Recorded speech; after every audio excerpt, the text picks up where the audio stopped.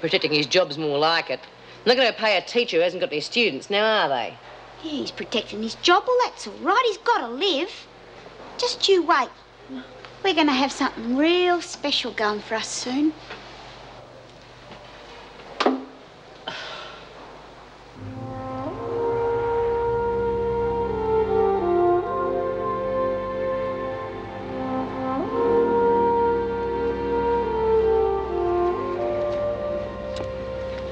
Taxi, ladies? I said we were getting a taxi back. Oh, well, you weren't long and I got nothing to drag me home. That's not the point. I shouldn't have let you drive us in the first place. Now you know that. Oh, dear. Well, seems a bit silly, though. I mean, go past Wentworth on the way home. Waste of money catching a cab. I thought you lived next door to Colleen Powell. Well, yes. Well, that's in the opposite direction. Good Lord, so it is. Is that all you've got to say? Yes. Oh, well, come on. Where's the car?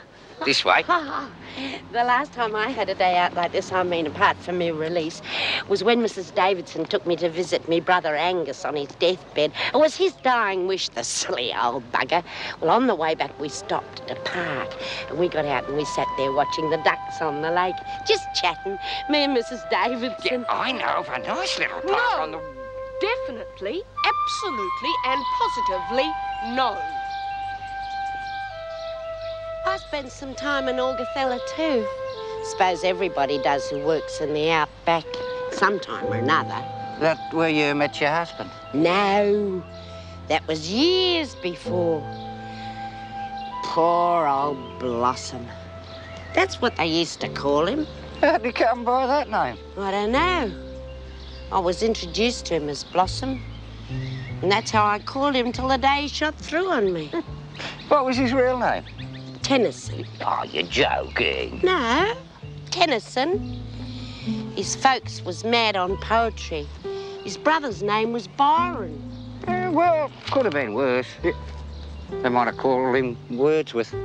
Hey? Oh, Wordsworth! You know, it's a real pity I didn't meet you before. I mean, before you were released. You could have come and stayed at my place instead of that halfway house. Yeah, that would have been good. Oh, you could have done a bit of housework, you know, just to earn your keep. Yeah.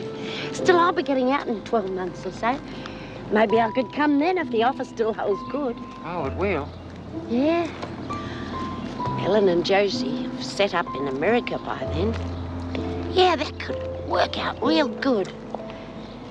You're not a member of the Temperance League, are you? Me? No. I like a spot now and then. Oh, good on you. So do I. I hate to break up the party, but if I don't get back to work soon, I could lose my job. Sorry, Mrs. M.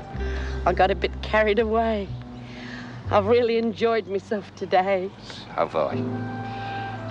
Yeah, better get back now.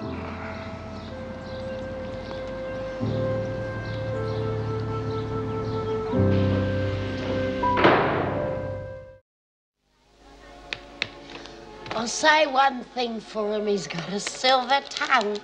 Mrs. Morris was determined we weren't going to go to the park, but he soon talked her around. Yeah, well, I wouldn't fancy his chances with Vera. But what about the tests, Lizzie? Hey? Oh, me ticker, like I said, strong as an ox. Anyway, just as we got in the park... Hey, Jude, do you fancy joining us for a foursome? What? A game of cards. Oh, no thanks. What's up with her? I don't know. I wish to hell she'd snap out of it. All right, pay attention. This is Sandra Hamilton. She'll be staying in this block. Smith, you can introduce her around. Sure thing, Vera. Oh, sorry, Miss Bennett. What'd you get, love? 3 whole weeks for driving without a license. Just a baby. This is Lizzie and Doreen. Hi. Is it your first time in, love? Yes. Over here we've got Lorna, Lil, Bev, and that's Judy. Oh, you're Judy Bryant, aren't you? I've seen you on the TV. Oh, well, that's terrific. As long as you didn't listen to the words. I enjoyed it. I mean, I thought it was great. I thought you were great, the way you exposed all those rotten things in prison. Rotten things? Now, that is a dead issue. You don't see anything rotten here, do you? Come on, Sandra. How about joining us for a game of cards? Okay. How'd you get picked up, love?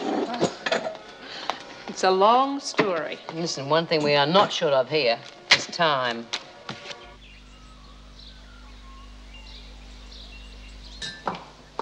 Morning, Meg. Morning, dear. How's everything? All right. Meg, did I see Sid Humphrey drop you and Birdsworth off at the front gate yesterday? Yes. Why? I thought it was him. You're taking a bit of a risk, aren't you? All right, all right. I know what you're getting at. And no, I shouldn't encourage personal relationships between the prisoners and members of the staff. However, I do think this is perfectly harmless. Oh, well, why not? It seems to be a trend amongst all the male staff to bend the rules to suit themselves. If Mrs. Davidson condones David Andrews' behaviour, then... I heard that was all Doreen's doing. No doubt it was. You can expect anything from these women, her in particular. But you'd think someone who had been granted the authority to look after the prisoners could act with some responsibility. I couldn't agree with you more. The way he acts reflects on all of us. Well, that's the pot calling the kettle black if ever I heard it. What do you mean? Well, I would have thought you'd be the last one to comment on personal relationships with the prisoners. I have never touched any woman under this roof. I've got more respect for my position in here. It's a pity others don't share your views.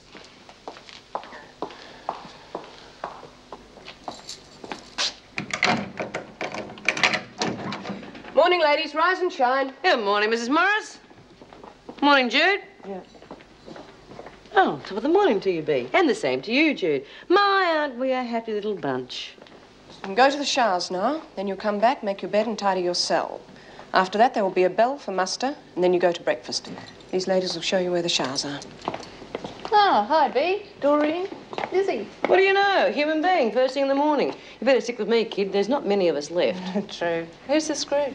Oh, that's Mrs. Morris. Used to be Jackson. Oh, seems decent enough. Oh, she is. You wait till you get to know Vinegar Tits. Which one's she? Oh, you know, Miss Bennett. Stick you in the pound, soon as look at you. The pound? Solitary.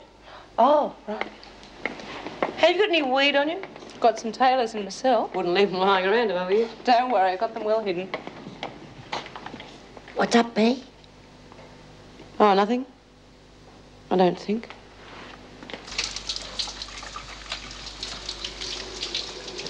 Are you going to be coming to the classes they have in here? I didn't know they had any. Oh, yeah, they've only just started up with Mr. Andrews. He's the teacher and he's real good. When Judy was on the TV, Oh, yeah, well, you see, it was because of Judy that we got the teacher in here because the governor went on to the TV program and she said that what Judy had been saying was a whole lot of rubbish, so they had to do something pretty quick, smart, just to make it look... Hamilton, you're here for a shower, not a gossip. That's Vinegar Tits. Oh, I was just telling her about the classes, Miss Bennett. Thanks, Doreen. But I don't think I'll bother. I mean, I'll only be here for 3 weeks. Oh, Why don't you wash your teeth while you're waiting? Might stop you talking for 5 minutes. yes, Miss Bennett. Good morning, Judy. Is it?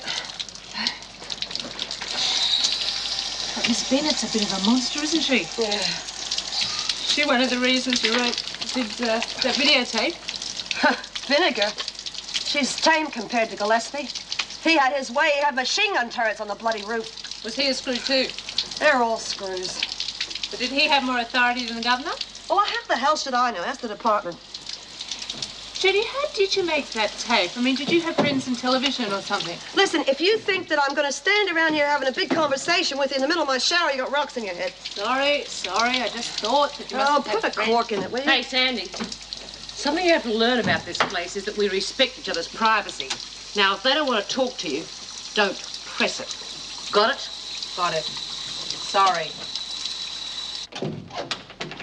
Hey, am I interrupting? Not at all. No assignments to correct? No clients. I'm waiting on some new material to come from the education department. Hopefully I'll be able to drum up some business with that. I haven't exactly made a good impression since I arrived. Oh, I wouldn't say that. Vera thinks she has a very good impression of you. Yes, I was referring more to the prisoners, but I haven't made many friends among the staff either. Well, both Vera and Jim can be difficult at times. Look, I honestly didn't realize about Doreen. You don't have to explain that to me. I know what Doreen's like. Actually, she's had a pretty rough couple of years. As far as I'm concerned, you're not excommunicated.